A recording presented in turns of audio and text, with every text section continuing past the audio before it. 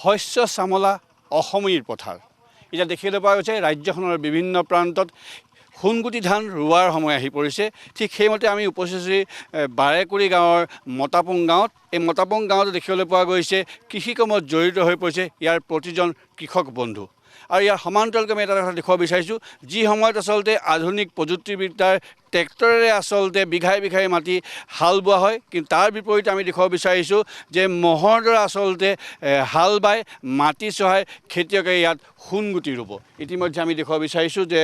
ব্যাপক প্ৰস্তুতি আৰম্ভ হৈছে আমি এই প্ৰস্তুতিৰ মাজতে কৃষক বন্ধু এজন আছে আমাৰ লগত অৰুণজ্যোতি মৰাণ অসমৰ বিভিন্ন ক্ষেত্ৰত তেওঁ জড়িত হৈ আছে মৰাণ ছাত্ৰ সন্থাৰ লগত জড়িত হৈ আছিলে এতিয়া এটা ৰাজনীতিৰ লগতো জড়িত হৈ আছে তথাপিও সুধিব হৈছে কৃষক হিচাপে কেনেকুৱা লাগিছে আজিৰ এই পৰিৱেশ নিশ্চিতভাৱে খুব ভাল লাগিছে যে আমি বিশেষভাৱে ল'ৰালি কালটো ম'হৰ হাল বাই ডাঙৰ দীঘল হৈছিলোঁ আৰু বহুত বছৰৰ পাছত এনেকুৱা এটা ম'হৰ হাল বাবৰ কাৰণে মই সুযোগ পালোঁ বিভিন্ন কামত ব্যস্ত থকাৰ কাৰণে মই আচলতে এনেকৈ ম'হৰ হাল বোৱা নাছিলোঁ তো এতিয়া মই বিশেষকৈ ইয়াৰ কাৰণে বিজয় চুতীয়া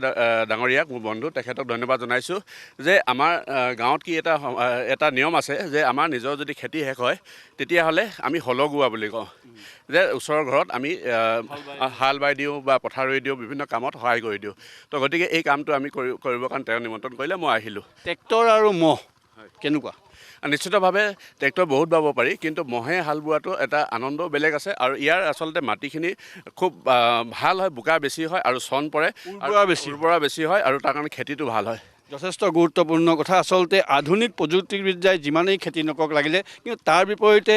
গৰু বা ম'হৰ যি হাল বোৱাৰ যি পদ্ধতি সেই পদ্ধতিয়ে এক অনন্য এক সুবাস আছে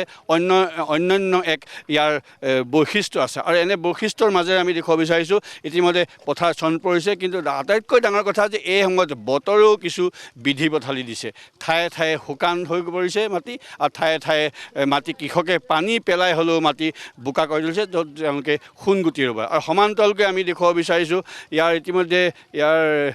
যিসকল ৰোৱনীসকলেও তেওঁলোকে পথাৰৰ কামত ব্যস্ত হৈ আছে আমি সেয়া দেখুৱাব বিচাৰিছোঁ কিন্তু এটাই কথা ক'ব বিচাৰিছোঁ য'ত ম'হৰ দ্বাৰা গৰুৰ দ্বাৰা হাল বোৱাৰ যি পৰম্পৰা সেই পৰম্পৰা আচলতে ক্ৰমাৎ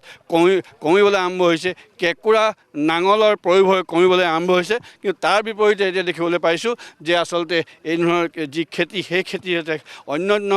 সুবাস আছে এইখন গাঁৱতো সেই সুবাস বৰ্তাই ৰাখিবলৈ চেষ্টা কৰিছে আমি ৰোৱনীসকলৰ ওচৰলৈ আহিম ৰোৱনীসকলেও আমি দুটা কথা সুধিবলৈ আমি চেষ্টা কৰিম যে তেখেত ধান ৰোৱা সম্পৰ্কত তেখেতে কি কয় তেখেতৰ দ্বাৰা আচলতে কেনেধৰণৰ লাগিছে কেনে লাগিছে পথাৰ ৰুইতো ধৰক ভাল লগা বেয়া লগা বুলিবলৈ নাই কষ্ট আৰু হয় সোণগুটি আহিব যেতিয়া ধৰক বছৰটো চবেই খাম যেতিয়া ধৰক কৰিবই লাগিব হয় সেইটোৱে আৰু পানীৰ কাৰণে কিবা অসুবিধা পানীৰ কাৰণে আমাৰ বতৰ এইকেইদিন অকণমান ভাল কৰিছে যিহেতু ধৰক বৰ বেছি পানী হ'লেও আমি ৰুব নোৱাৰোঁ একেবাৰে কম পানী হ'লেও ৰুব নোৱাৰোঁ যিহেতু আমাৰ বাৰেকুৰিত মতাপুং গাঁৱত ধৰক বানপানী হয় বানপানী হ'লে আমাৰ গোটেই ধৰক ৰাস্তালৈকে বুৰে যেতিয়া আমি ধৰক এই শুকান কেইদিনতে আমি ধুমধাম ৰুবই লাগিব যথেষ্ট গুৰুত্বপূৰ্ণ এনেদৰে আচলতে এক পথাৰত এক সুকীয়া পৰম্পৰা আহিছে আৰু এই সুকীয়া পৰম্পৰাৰ মাজেৰে আচলতে খেতিৰ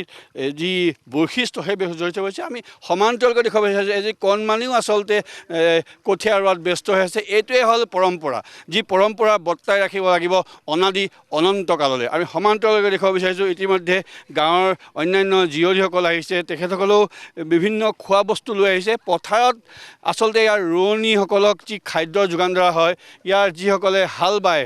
তেখেতসকলক যি খাদ্য যোগান ধৰা হয় তাৰো এক সুকীয়া পৰম্পৰা আছে আৰু এনে পৰম্পৰাৰ মাজেৰে অসমত এতিয়া সমগ্ৰ অসমৰ বিভিন্ন প্ৰান্তৰ লগতে তিনিচুকীয়াতো সোণগুটি ৰোৱাৰ যি প্ৰচেষ্টা সেই প্ৰচেষ্টা পূৰ্ণ পৰ্যায়ত আৰম্ভ হৈছে আৰু এই সোণগুটিয়ে এদিন সোণগুটি আনিব আৰু যি সোণগুটিয়ে অসমৰ মানুহৰ মুখলৈ হাঁহি বিৰিঙাব আৰু সেয়াই হ'ল আমাৰ পথাৰ আমাৰ খেতি আমাৰ বাৰী